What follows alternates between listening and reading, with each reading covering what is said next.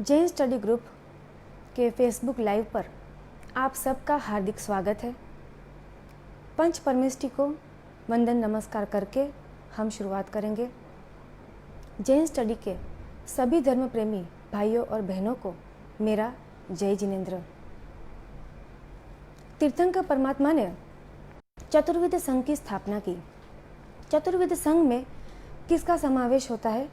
साधु, साध्वी, श्रावक और श्राविका। आज का हमारा विषय है कि श्रावक के कर्तव्य क्या है। सबसे पहले हम ये जानें कि श्रावक का अर्थ क्या है।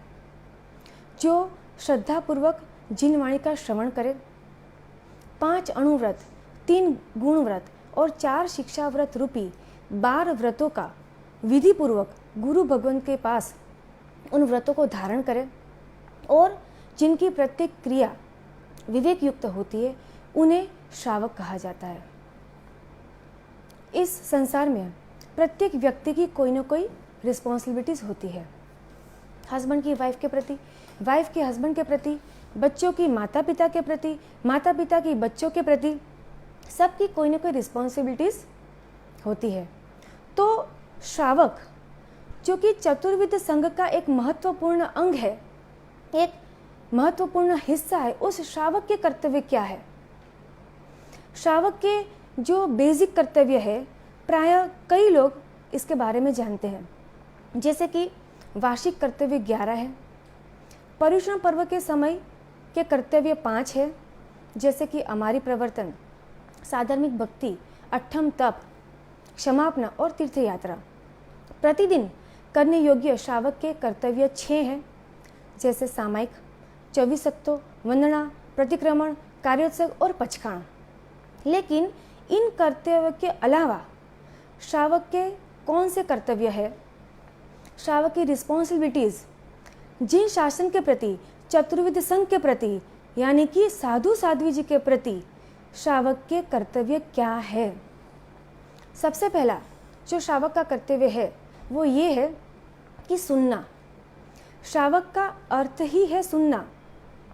हर कोई सुनने वाले व्यक्ति को श्रावक नहीं कहा जाता। श्रावक तो वो है जो उस बात को सुनता है जिसे हर कोई नहीं सुनता। तो श्रावक क्या सुनता है? जिन वाणी को सुनता है।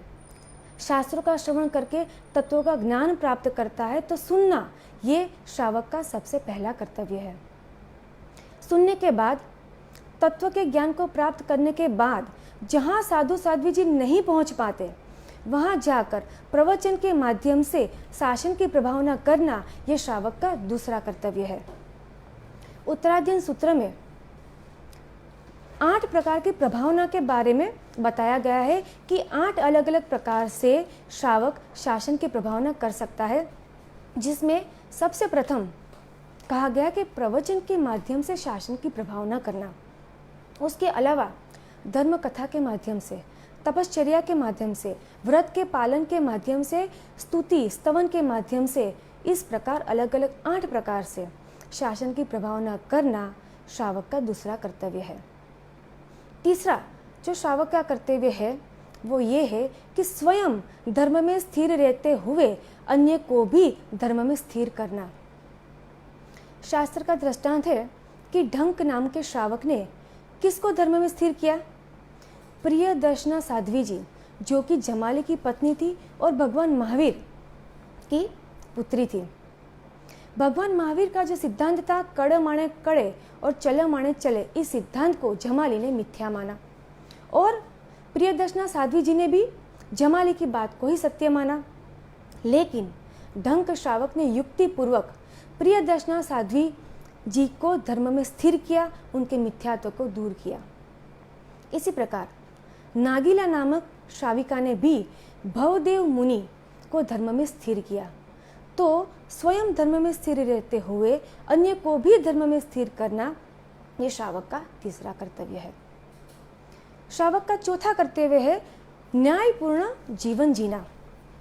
श्रावक के गुणों का वर्णन करते हुए बताया गया है कि एक श्रावक कैसा होता है?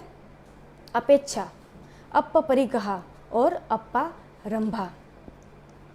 इसका मतलब है अल्प इच्छा, अल्प परिग्रह और अल्प आरंभ करने वाला। और फलस्वरूप जियो और जीने दो इस भाव को भी सार्थक करता है, क्योंकि जिसकी इच्छा अल्प है, जिसका परिग्रह अल्प है और जिसका आरंभ समारंभ अल्प हो, उसकी ऑटोमेटिक हिंसा भी क्या होगी? अल्प ही होगी। एक श्रावक जो गृहस्थ है वो आजीविका का अर्जन भी करता है, लेकिन अधार्मिक उपायों से नहीं, क्रूर कर्म के द्वारा नहीं, और इतना ही नहीं, अन्याय, अनीति, भ्रष्टाचार, विश्वासघात आदि का आचरण भी एक श्रावक नहीं करता है। हमारे 11 अंग सूत्र, उसमें से तीसरा अंग सूत्र जिसका नाम है स्थानांग सूत्र। इस स्थानांग सूत्र में कर्तव्य पालन की अपेक्षा से श्रावक के 4 प्रकार बताए गए हैं। कर्तव्य पालन किसके प्रति? तो साधु साध्वी जी के प्रति, शासन के प्रति हमारा कर्तव्य क्या है, तो उस कर्तव्य की अपेक्षा से 4 प्रकार के श्रावक बताए हैं, जिसमें सबसे पहले कहा है माता पिता के समान। कुछ श्रावक कैसे होते हैं? माता पिता के समान। सोचिए, माता पिता क्या करते हैं? जब उनके बच्चे गलती करते हैं तो क्या उनको करने देते हैं? नहीं, उनको गलती करने से रोकते हैं। अगर बच्चे गलत दिशा में जा रहे हैं तो उनको सही दिशा दिखाते हैं, और अगर उसके लिए उनको कठोर बर्ताव भी करना पड़े तब भी वो करते हैं। लेकिन क्या माता पिता के मन में बच्चों के प्रति कोई द्वेष भाव है? नहीं, उनके मन में तो बच्चे के प्रति हित की ही भावना है, वो तो इनका हित ही चाहते हैं। ठीक उसी प्रकार माता पिता के समान जो श्रावक है, यदि साधु साध्वी जी कुछ गलती करते हैं, उनसे कुछ गलती हो जाती है, तो उनकी गलती को रोकना, उनके संयम जीवन को सुरक्षित करना, ये श्रावक का कर्तव्य है। इसे हम एक दृष्टांत के द्वारा समझेंगे। उपाध्याय श्री यशो विजय जी महाराज साहब, कौन इनको नहीं जानता? ज्ञान सार, अध्यात्म सार जैसे कई महत्वपूर्ण ग्रंथों की रचना उन्होंने की।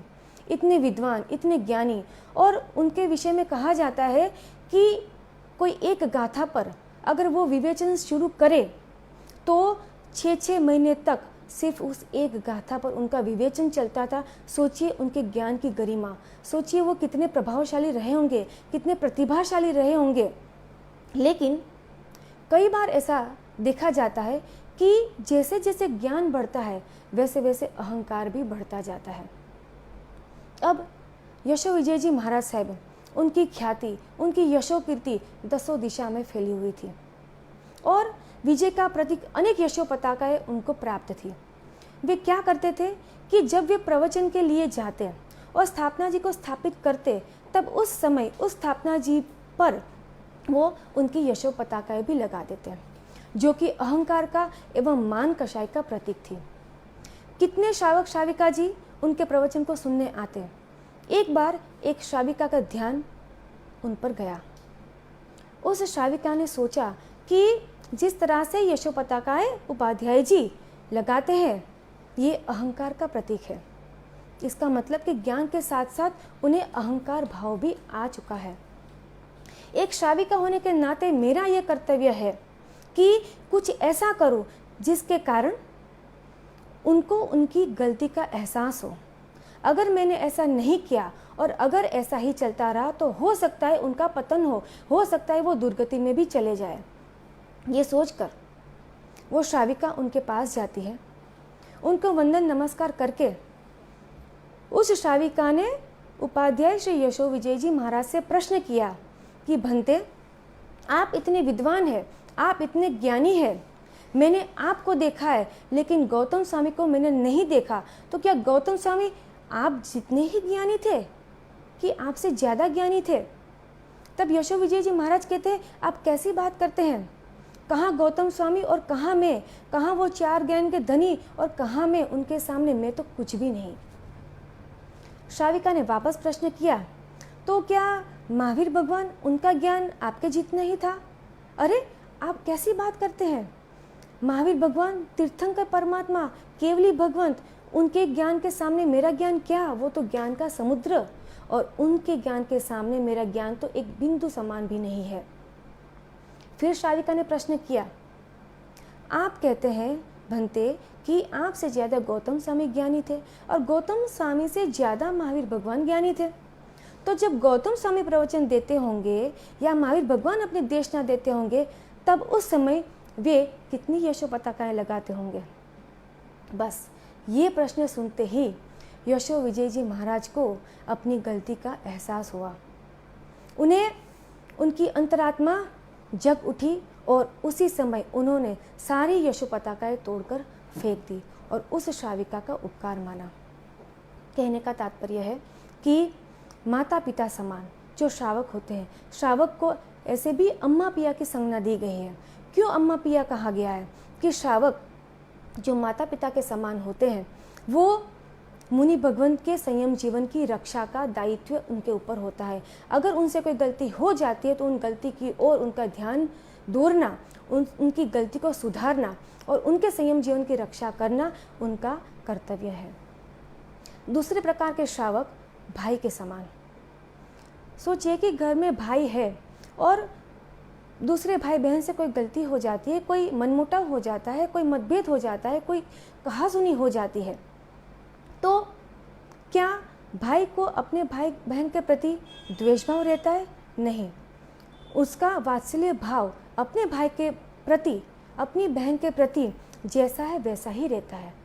भाई का अपने भाई बहन के प्रति जिस प्रकार वात्सल्य भाव कम नहीं होता, ठीक उसी प्रकार भाई के समान जो श्रावक होते हैं, तत्व चर्चा के समय या कभी कोई ऐसी परिस्थिति उत्पन्न हो जाए कि साधु साध्वी जी कोई कठोर वचन का प्रयोग करे या उन्हें कोई उपालंब दे, तो अन्य कोई व्यक्ति होगा तो क्या सोचेगा, क्या कहेगा कि उनको बोलने के समय ध्यान रखना चाहिए था, उनको इस तरह से बर्ताव नहीं करना चाहिए था, अब आगे से मैं तो उनके पास नहीं जाऊंगा। लेकिन भाई के समान जो श्रावक होते हैं, उनके मन में किसी भी प्रकार का द्वेष भाव नहीं रहता है और मुनि भगवान के प्रति जो उनका वात्सल्य पहले था, वही वात्सल्य, वही प्रेम और वही भाव उनके मन में रहते हैं। तीसरे प्रकार के जो श्रावक है वो है मित्र के समान। दो मित्र हैं और दोनों के बीच में गाढ़ मित्रता है। तीसरा कोई व्यक्ति आकर यदि अपने मित्र के बारे में, उसके मित्र के बारे में उसके दोषों को प्रकाशित करेगा उसके सामने, तो क्या वो सुन लेगा? नहीं। जो सच्चा मित्र होता है वो अपने मित्र के दोषों को ढकने का प्रयत्न करता है, ना ही उनके दोषों को, अपने मित्र के दोषों को उजागर करने का प्रयत्न करता है। वो उनके दोषों को ढकता है और गुणों को ही प्रकाशित करता है। ठीक उसी प्रकार मित्र के समान जो श्रावक है वो क्या करते हैं? मुनि भगवान से यदि कुछ गलती होती है, उनमें रहे दोष अगर दिख जाते हैं तो उन दोषों को ढकने का प्रयत्न करते हैं, ना कि उन दोषों को प्रकाशित करते हैं, बल्कि उनके दोषों को ढककर उनके गुणों को ही प्रकाशित करते हैं। इसे हम क्षणिक राजा के दृष्टांत के माध्यम से समझेंगे कि एक बार एक देव को इच्छा हुई कि क्षणिक राजा की परीक्षा करूं कि उनको धर्म के प्रति उनकी श्रद्धा कितनी दृढ़ है, भगवान के प्रति उनकी आस्था कितनी दृढ़ है।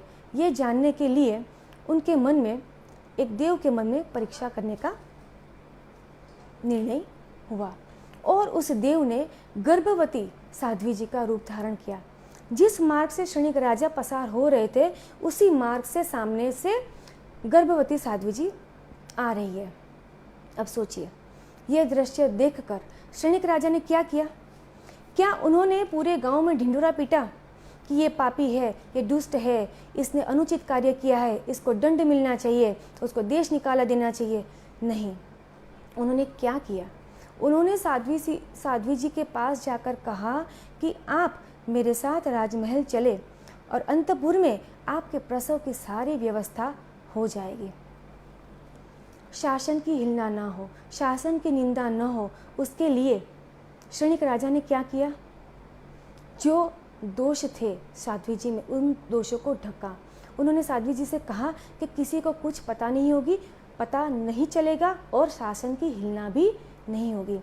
तो मित्र के समान जो श्रावक होते हैं वो शासन की हिलना ना हो, धर्म की बदनामी न हो, शासन की निंदा न हो, उसके लिए हमेशा सतर्क रहते हैं, सावधान रहते हैं, जागरूक रहते हैं और सजाग रहते हैं। उसके बाद चौथे प्रकार के श्रावक है सौज्ञ के समान, यानी कि सोतन के समान। एक सोतन दूसरी स्त्री के विषय में क्या सोचेगी और क्या करेगी? हमेशा वो दूसरी स्त्री के दोषों को देखेगी, उसके दोषों को उजागर करेगी, उसके दोषों को प्रकाशित करेगी और उसकी बदनामी करने में कहीं कोई कसर नहीं छोड़ेगी। ठीक उसी प्रकार सोतन के समान जो श्रावक होते हैं, अगर मुनि भगवंत में कोई दोष दिखाई देते हैं, देखिए साधु साध्वी जी भी छद्मस्त है और गलती होने की पूरी संभावना है। यदि उनसे कोई गलती हो जाती है, यदि उनमें छोटा सा भी दोष दिखाई देता है, तो सोतन के समान जो श्रावक है वो क्या करते हैं? राय समान दोषों को पहाड़ का स्वरूप देते हैं और क्या करेंगे? अरे थोड़ा सा भी अगर विपरीत आचरण देखने मिल जाए तो तुरंत उस बात को वायरस की तरह सब जगह फैला देते हैं कि ये ऐसा करते हैं, ये वैसा करते हैं, उनको ऐसा नहीं करना चाहिए था, इनका जो आचरण है वो शास्त्र के विरुद्ध है। वो नहीं सोचते कि इस प्रकार का कार्य करने के द्वारा वे शासन की हिलना कर रहे और शासन की बदनामी में निमित्त बन रहे हैं।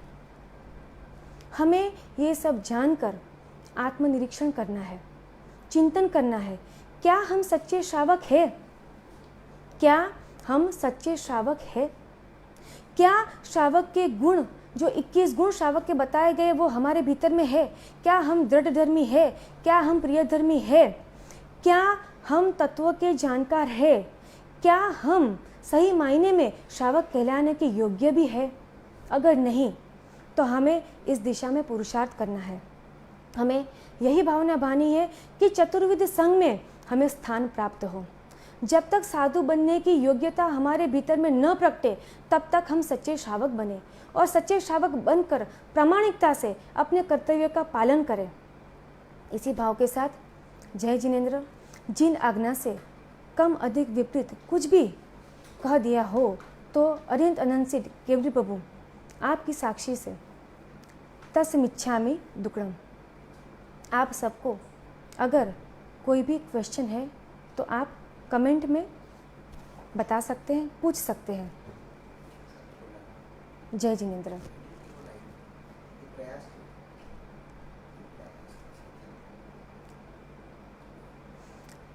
जैन स्टडी द्वारा किया गया ये प्रथम प्रयास फेसबुक लाइव आपको कैसा लगा, इसका अभिप्राय कृपया करके आप कमेंट में दे सकते हैं। जय जिनेन्द्र।